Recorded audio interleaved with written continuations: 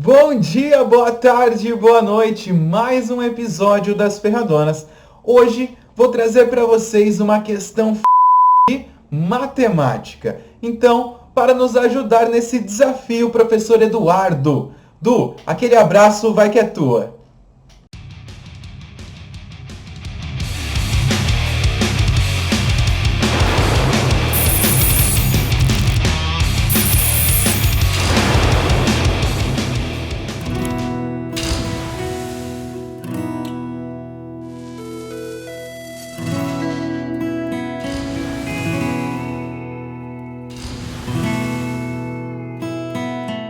Deixa comigo, Vini. Sejam muito bem-vindos mais uma vez ao quadro Ferradonas. Professor Eduardo aqui e vamos destruir essa questão da FUVEST 2019 aqui que causou muito pepino para a galera que fez o vestibular na época, tá? Então, vamos lá. Um triângulo retângulo com vértices denominados A, B e C apoia-se sobre uma linha horizontal que corresponde ao solo e gira sem escorregar no sentido horário. Isto é, se a posição inicial é aquela mostrada na figura, o movimento começa com uma rotação em torno do vértice C até o vértice A tocar o solo. Após o que passa a ser uma rotação em torno de A até o vértice B tocar o solo. E assim por diante. Então ele indica a posição inicial, tá?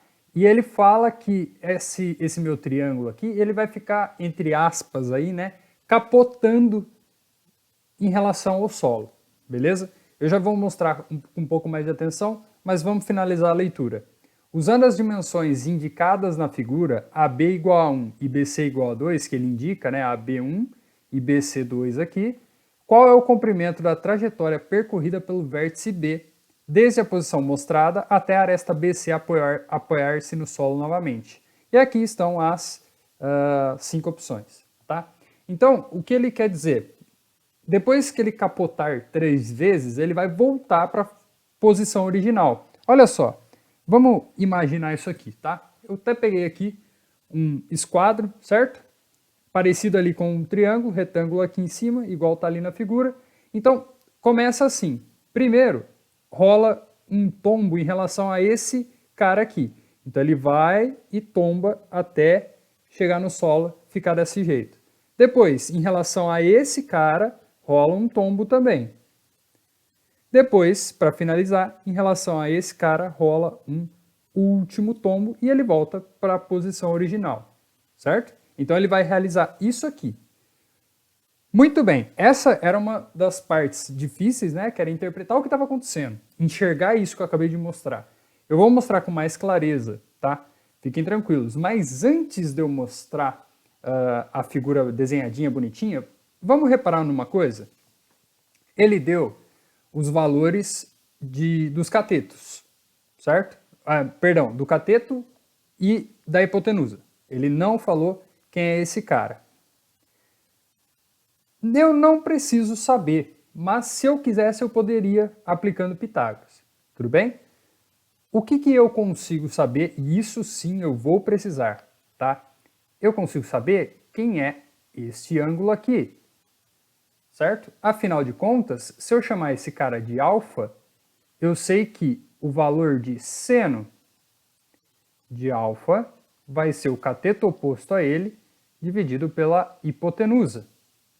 Ou seja, seno de alfa vai ser igual a cateto oposto 1 dividido pela hipotenusa 2. Qual ângulo que possui o valor de seno igual a meio? Lembra da musiquinha, né? O ângulo de 30 graus. Portanto, eu sei que o alfa vale 30. E isso é extremamente importante para o resto do exercício. Por quê? Encontrando que esse vale 30, esse daqui ele vale 90, né? Porque ele é um triângulo retângulo. Esse outro só poderá ser 60 graus. Então eu tenho aquele bom e velho triângulo 30, 60, 90. Ok? Isso é extremamente crucial para o exercício. Vamos dar uma olhada nesses tombos que eu mostrei com o esquadro. Vamos ver como é que ele fica no desenho, na prática. Olha como eu deixei. Nós tínhamos a figura original aqui, tá? Que eu estou representando por esse marronzinho, certo? Laranja, marrom. Eu sou ruim com cor, tá, gente? Então, esse cara aqui. Eu já até anotei os ângulos, tá? 90 aqui, 30 aqui, 60 aqui. Esse cara é o B, esse cara é o A e esse cara é o C. O azul é depois do primeiro tombo. Lembra que eu tombei assim? Então, depois do primeiro tombo fica assim. O A, ele vai parar aqui e o B, ele vai parar aqui. Ok? Criando, nesse processo, um arco. Tá? O B, ele fez todo um arco aqui, ó. Deixa eu ver se eu vou conseguir fazer o desenho bem bonitinho. Mas mais ou menos, só para criar aqui a ideia do que está acontecendo. Certo? O B, ele fez todo esse arco, tá?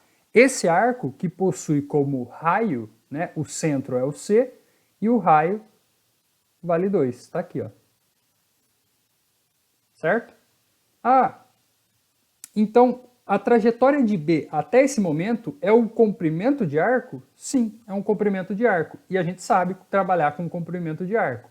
Desde que nós sabemos ali, saibamos ali o ângulo de abertura. Ora, o ângulo de abertura é esse cara. Ou seja, 180, que é uma abertura completa, menos 30. Ou seja, esse cara vale 150 graus. Então a gente pode aplicar aqui, né? Nesse momento eu vou chamar de 1, tá? Primeiro movimento de B, a gente pode calcular como sendo 2π vezes o raio equivale a 360 graus, certo? Comprimento da circunferência toda equivale a 360 graus. O que eu quero saber é esse meu primeiro comprimento de arco, vou chamar de x, equivalente a 150 graus de abertura, tá? Então, todo esse trajeto de B vai valer x. O raio vale 2. Então, isso aqui, aplicando a regrinha de 3, vai ficar x igual 4π vezes 150 dividido por 360. Certo? 4 com 360 eu simplifico, fica 90 embaixo. 0 com 0 eu consigo simplificar. 15 com 9 eu consigo simplificar. Fica 3 em cima, 5 em cima e 3 embaixo. Portanto, só nessa primeira trajetória nós temos aí 5π sobre 3. Certo? Essa foi a primeira trajetória que o B fez.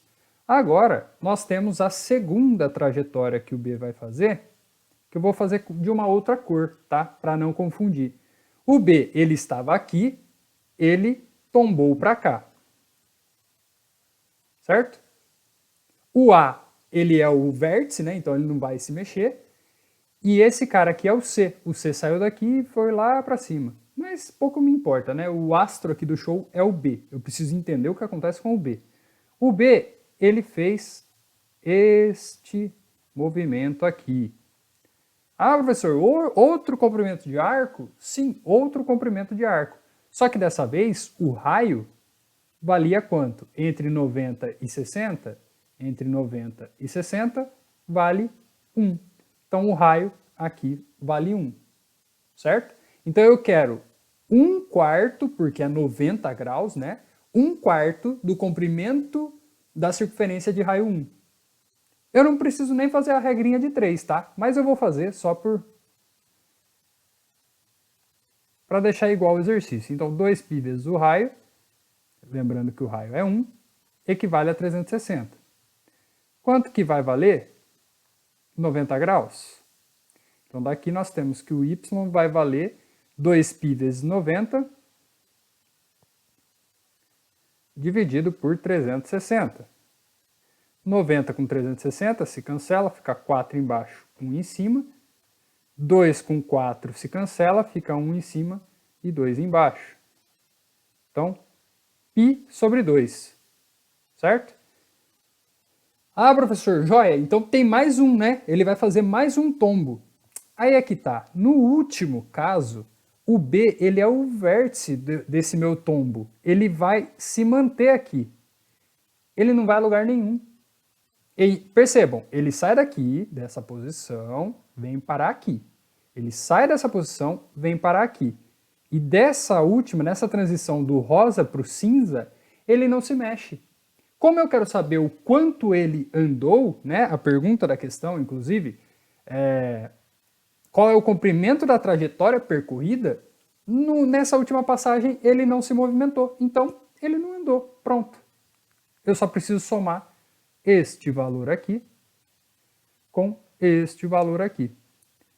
Então, para fechar o exercício, né, somando aí 1, 2, nós teremos 5π sobre 3 mais π sobre 2. Lembrando, soma de fração, MMC, 6 dividido por 3, 2 vezes 5π, 10π, mais 6 dividido por 2, 3 vezes π, 3π. Portanto, 13π sobre 6 é a resposta correta. Se a gente voltar nas alternativas, a alternativa C, tá bom? Alternativa C de campeão. Beleza? É isso aí, rapaziada. Esse foi o exercício Ferradonas de hoje. Até a próxima. Abração. Tá maluco? Falei que a questão é galera. Bom, então ó, se você gostou do vídeo, compartilha com seus amigos, segue o nosso canal no YouTube, segue a gente no Instagram também e na próxima semana eu volto com mais uma questão.